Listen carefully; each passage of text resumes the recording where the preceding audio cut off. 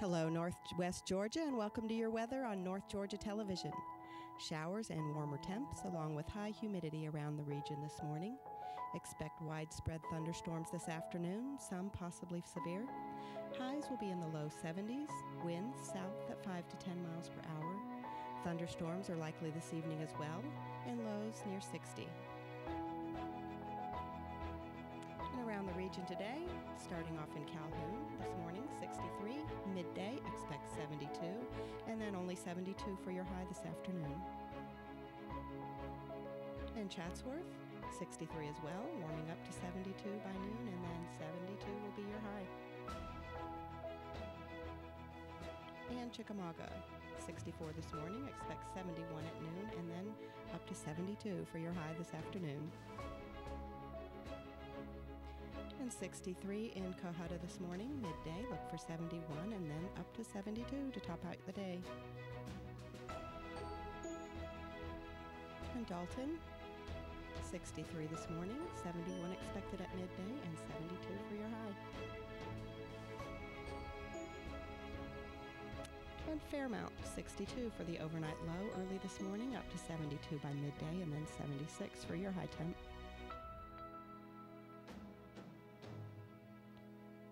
And 63 in Fort Oglethorpe early this morning, expect a noontime temp of 71, and then the high of 73. And Lafayette at 64, looking at 71 at noon, and then a high of 72. And Ringgold, 64, 71 at midday, and a high of 73.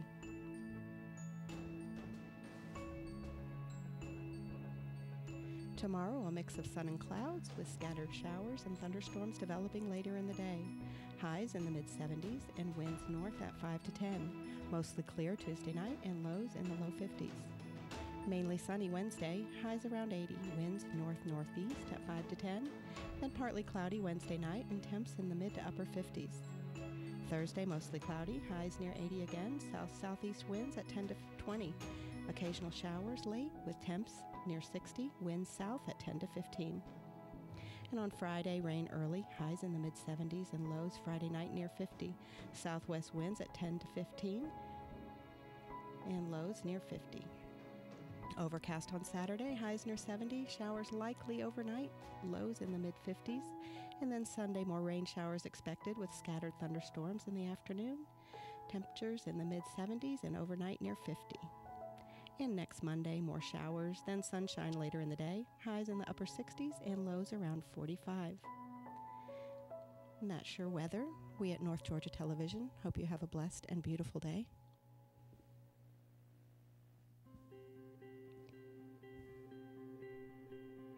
And now a look at our area obituaries.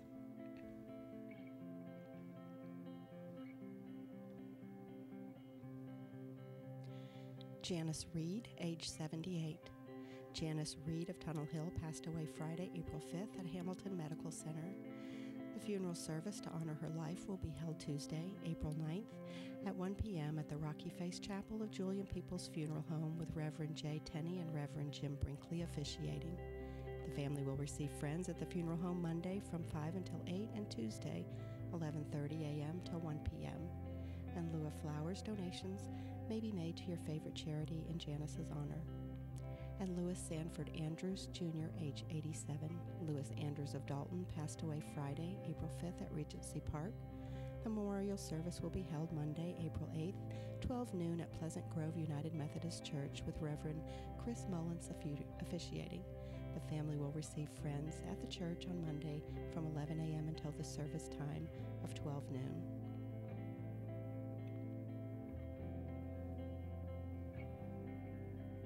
Mrs. Ophia Mathis Byers, age 80. Ophia Byers of Dalton departed this life Friday, April 5th. Services to celebrate her life will be held Tuesday, April 9th. Ponders Melrose Chapel with Reverend Chester Edward and grandson Chris Byers officiating. She will be laid to rest beside her husband at Harmony Grove Baptist Church Cemetery, and the family will receive friends at Ponders from 5 until 9 p.m. Monday and after 10 on Tuesday. Tracy Priest, age 45. Tracy Priest of Dalton passed away Friday, April 5th at Hamilton Medical Center. The funeral service will be held Monday, April 8th at 2 p.m. at the Pleasant Grove Chapel of Julian Peoples Funeral Home. Stephen Street will be officiating. Burial will be in United Memorial Gardens, and the family will receive friends at the funeral home Monday from 11 a.m. until 2 p.m. Senora Esperanza Chacon Villalobos, age 59. Esperanza Villalobos passed away Thursday, April 4th at Kindred Hospital in Chattanooga. Mass was held Saturday, April 6th at St. Toribio Romo Catholic Church in Chatsworth, with Father Solomon Garcia Cortez officiating. Interment in West Hill Cemetery. You may share your thoughts and memories of Senora Esperanza Villalobos at the funeral home website. Mrs. Ima Lee Bishop Kaler, age 83. Irma Kaler of Chatsworth passed away Saturday, April 6th at the Hamilton Medical Center. Funeral services will be held Monday at 2 p.m. at Ferry Valley Baptist Church, with Reverend Lamar Beeson and Reverend Steve Spangler officiating. Interment will follow in the church cemetery.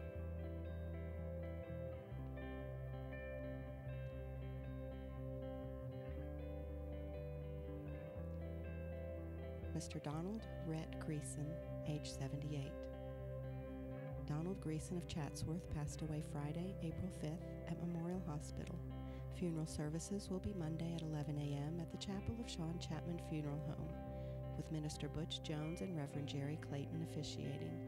Interment will follow in the Tickatentley Primitive Baptist Church Cemetery in Ellijay. Mr. Frank Bentley Fetzer, Sr., age 88. Frank Fetzer, Sr. of Dalton passed away Saturday, April 6th at his residence. The funeral service will be held Wednesday, April 10th at 2 p.m. at the Pleasant Grove Chapel of Julian Peoples Funeral Home, with Reverend Bobby Green and Randy McClure officiating.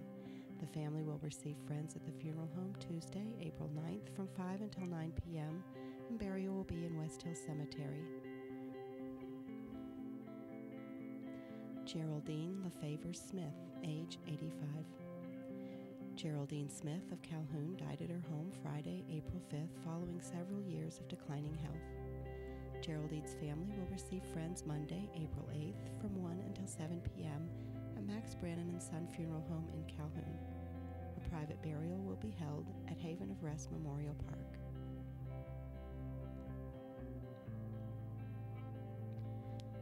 Helen Louise Jordan, age 73. Helen Jordan of Calhoun died at her home Friday, April 5th. The funeral service will be conducted Tuesday, April 9th at 2 p.m. from the Chapel of Max Brannon and Sons Funeral Home. Pastor Frank Bramlett will officiate. Burial will follow at Haven of Rest Memorial Park. The family will receive friends at the funeral home Monday from 3 p.m. until 8 p.m.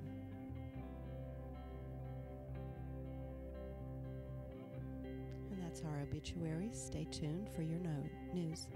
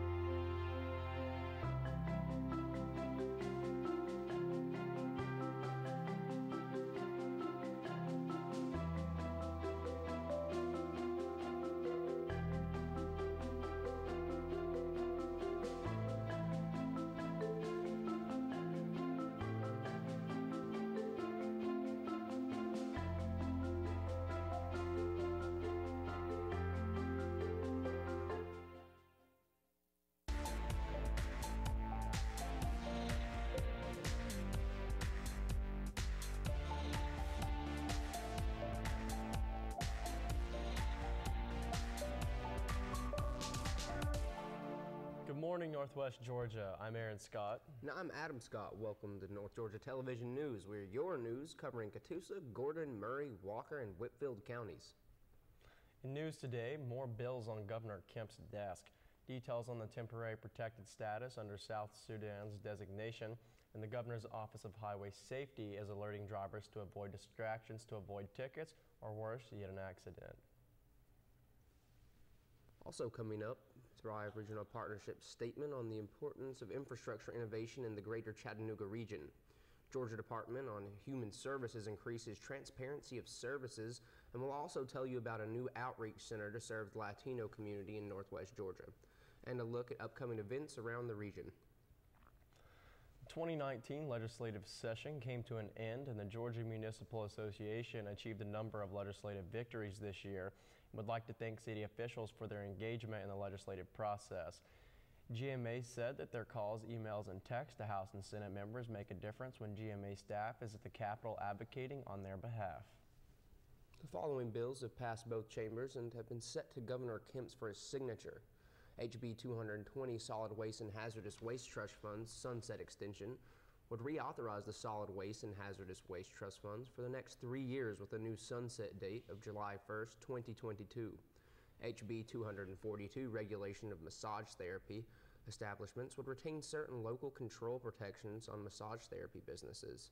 HB 322 Procurement Registry would raise the threshold requirement from $10,000 to $100,000 before a city would be required to advertise any bid or proposal opportunity on the Georgia Procurement Registry.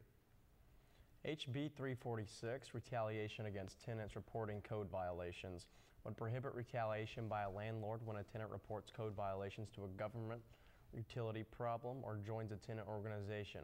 This bill also includes protection of landlords from retaliation claims into specific circumstances. HB 346 would help ensure adequate living conditions by providing cities with the information they need to enforce local health, public safety, and building and housing codes. HB 454, Electric Assisted Bikes, would establish 3 different classes of electric assisted bicycles and includes rules for their use and safety. HB 493, Private Permitting Review and Inspection Act, would allow applications for construction or building permits to retain a private professional for plan review and inspection at their own expense. The local government determines it does not have the staffing capacity to complete the regulatory action within 30 days. The applicant would be required to pay 50% of the local government's permit fee. This bill would also allow an applicant to hire a private plan reviewer, even if the local government indicates it can process the permit application within 30 days, but the full cost of the local government's permit fee would apply. Sounds like a lot more pain to live to me. It does. I'm glad they're finally starting to get some things in action, though. Next up, yes, sir. Next up, Secretary of Homeland Security Kristen N. Nielsen announced that the statutory conditions supporting South Sudan's TPS designation on the basis of ongoing armed conflicts and extraordinary conditions continue to exist, and that the designation should be extended by 18 months. Secretary Nielsen made her decision after reviewing country conditions and consulting with the appropriate U.S. government agencies. As a result, South Sudan's TPS designation has been extended through November 2nd, 2020. Current beneficiaries of the Temporary Protected Status, which is the TPS, under South Sudan's designation who want to maintain their status through the 18-month extension period ending on November 2nd, 2020, must re-register between April 5th, 2019 and June 4th, 2019. All applicants must submit Form I-821 application for Temporary Protected Status. Applicants may also request an EAD by submitting Form I-765 application for employment authorization. When they file Form I-221 or separately at a later date, registration procedures including how to renew employment authorization documents as well as forms are available at uscis.gov. Next up, the Governor's Office of Highway Safety is alerting all drivers that if they don't park their phone when their car is in drive, they could be handed a ticket for violating Georgia's hands-free law. GOHS will be participating in a nationwide enforcement effort coordinated by the National Highway Traffic Safety Administration, who has proclaimed April as Distracted Driving Awareness Month. Beginning Monday, April 8th, GOHS will join law enforcement communities statewide throughout the week for high visibility, daytime distracted driving enforcement to kick off the month's activities. According to the Georgia Department of Transportation, the number of distracted driving crashes in Georgia has risen by more than 400% in the last decade. In 2016, there were 25,215 crashes in the state where inattentive cell phone or distracted was listed as the contributing crash factor. Compared to 5,784 such crashes in 2006, data also shows that the law is being enforced. Drivers need to put their phone down or they run the risk of getting a citation, because in the 9 months since Georgia's hands-free law went into effect on July 1st of 2018, the Georgia State Patrol alone has issued more than 15,000 hands-free citations. Ooh, that's a lot of road money. Yeah, it is. According to NHTSA, drivers who are taking on their phones are 4 times as likely to be involved in a crash as those who are not. And the odds of being in a crash increase 23% when a driver is texting or sending an email. NHTSA data also shows that drivers 16 to 24 are the biggest offenders when it comes to using their phone while driving. Since 2007, this age group has been observed using handheld electronic devices while driving at a higher rate than any other age group. In fact, 8% of people killed in crashes involving teen drivers in 2017 were killed when those teen drivers were distracted at the time of the crash. Georgia motorists will see more high visibility enforcement this month as law enforcement agencies across the state seek to prevent distracted driving before it occurs. A citation for a violation of the hands-free law includes both a monetary fine and points on your license. But the Governor's Office of Highway Safety would rather warn you now and have nobody receive a citation than have people risk driving distracted. While most of the focus of distracted driving is on cell phones, anything a driver does, such as talking to passengers, eating, grooming, or reaching for anything in the vehicle, is considered distracted driving. Similarly, there are 3 types of distracted driving. Visual is anything that takes the driver's eyes off the road. Manual is any activity that takes your hands off the steering wheel, and cognitive is anything that takes your focus away from what is happening on the road. We thank you for tuning in, Northwest Georgia. Stay off your phone, and we'll be right back after this commercial break. With VidLink, we're taking TV, streaming, and video to the next level with one simple app. Having all the channels in HD is a huge plus. The quality of the picture on each channel is untouched by anything on the market right now. I would highly recommend VidLink to all my friends. One thing I love about VidLink is the restart feature. If I turn on the TV and it's 10 minutes into a show, I just hit that restart button and I get to watch the whole thing. Contact us today to learn how you can get linked. While the word cancer can strike fear at the deepest level of our souls, in the case of skin cancer, the prognosis is very good. Basal cell and squamous cell carcinomas are the most common and are not normally included in cancer statistics. Our office specializes in the diagnosis and treatment of skin cancer. If you're concerned about a mole or freckle that may be changing, give us a call. Most treatments can be performed in our office in about 15 minutes with very little discomfort. I am Ron McKinney, pastor of Kinsey Drive Baptist Church in Dalton, Georgia. KDBC has been the birthplace of several Christian organizations. It was the birthplace of Christian Heritage School 30 years ago, and through the Academy of Fine Arts, Labrie Symphonic Orchestra was founded by KDBC members Gene and Betty Lindauer. The ministry of KDBC reaches around the world with the missions of To Every Tribe Ministry, and I was a founding member of North Georgia Fellowship of Christian Athletes in 1992. Majesty is the longest running television program on North Georgia television.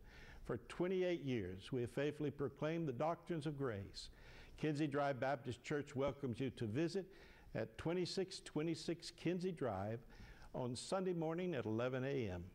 Our website is kinseydrivebaptistchurch.com. To God be all the glory. Precision Chemical and Paper Supply is locally owned and operated by Damon Duckett, serving our community for 40-plus years. We can supply all your away-from-home needs. Business-to-business products include janitorial, food and beverage, facilities and ground, office products, and packaging. Located at 101 Bryant Avenue in Dalton. Give Precision Chemical and Paper Supply a call today at 706-226-8795 or visit them on their website at precisionchemicalandpaper.com.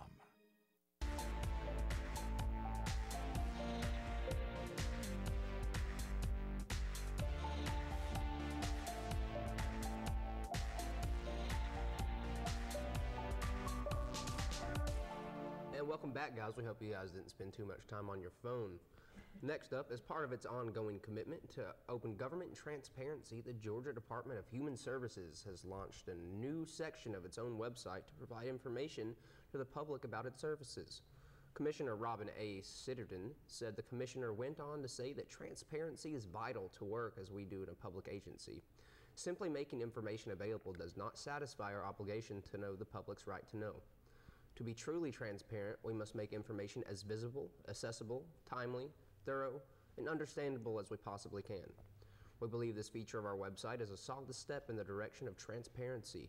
By clicking on the DHS data button at dhs.georgia.gov, the public can access data related to the department's work, which impacts 1 in 5 Georgians each year.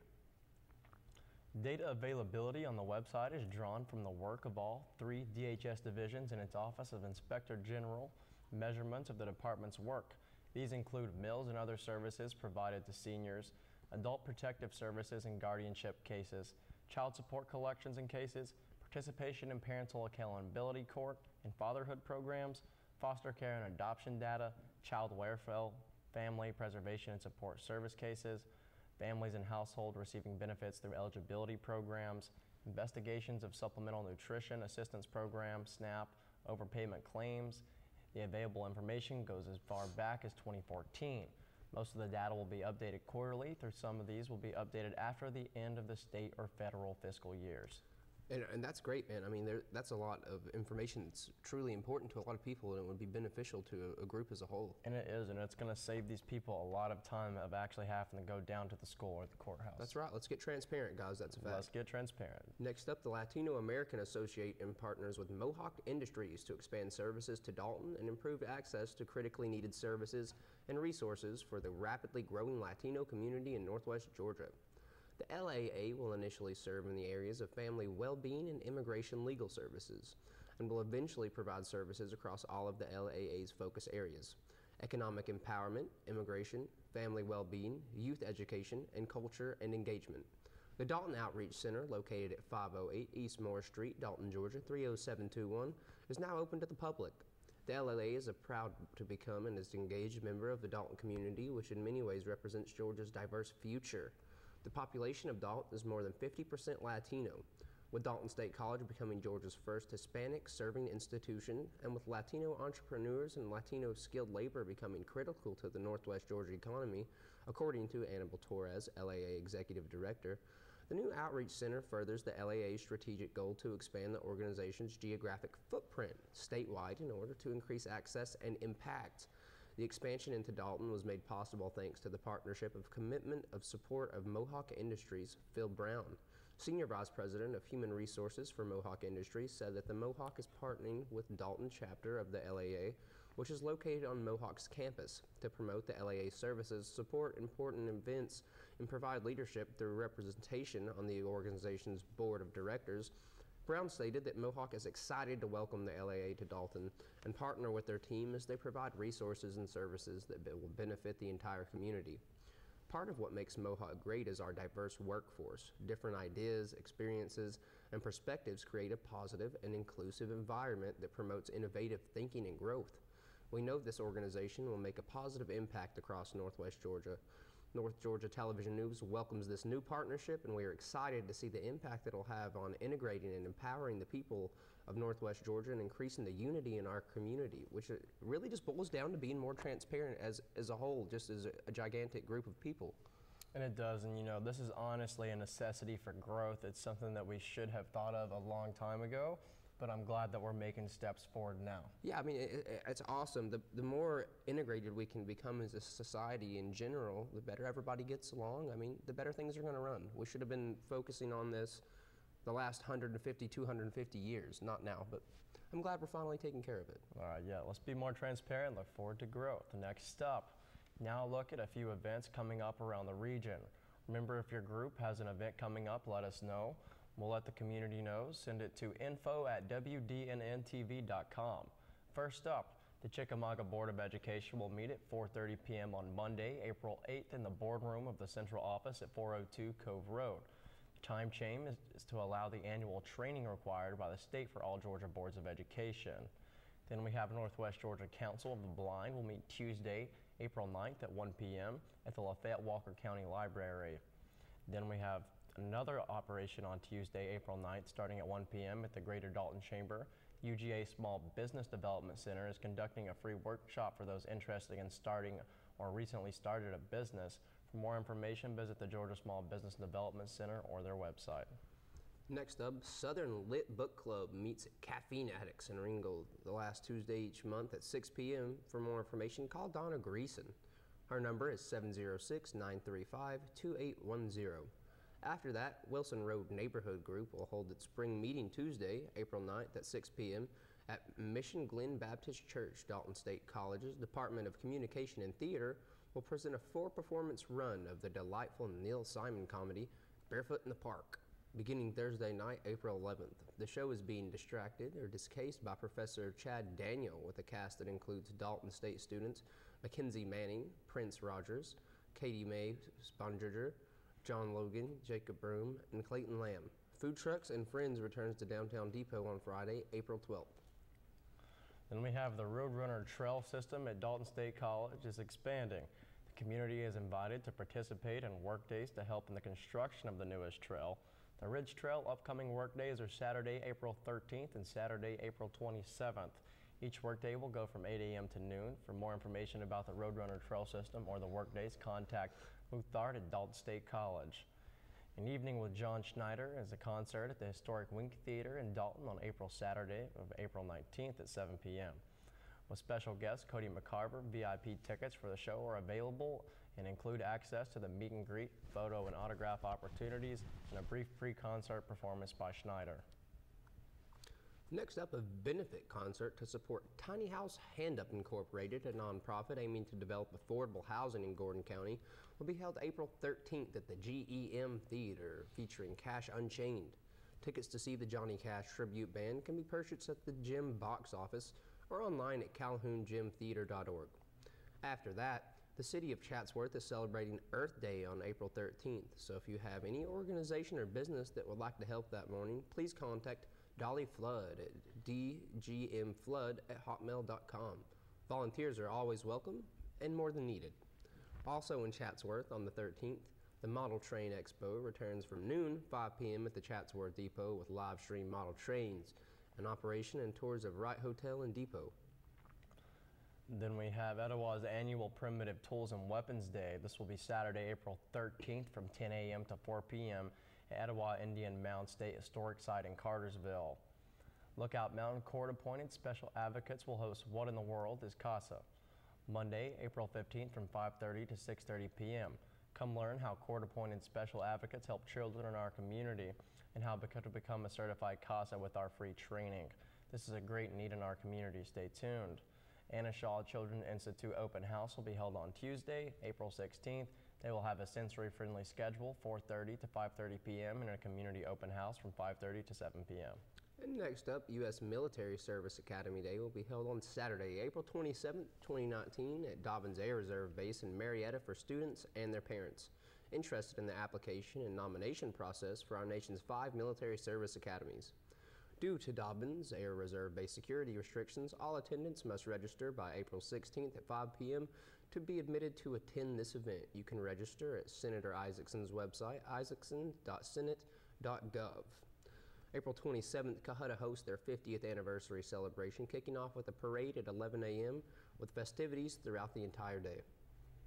And I just want to say this before we kick off. Remember, guys, stay off your phones. It's not really hard. Avoid that ticket. Avoid going to court. I'm Aaron Scott. And I'm Adam Scott. Remember, guys, stay classy.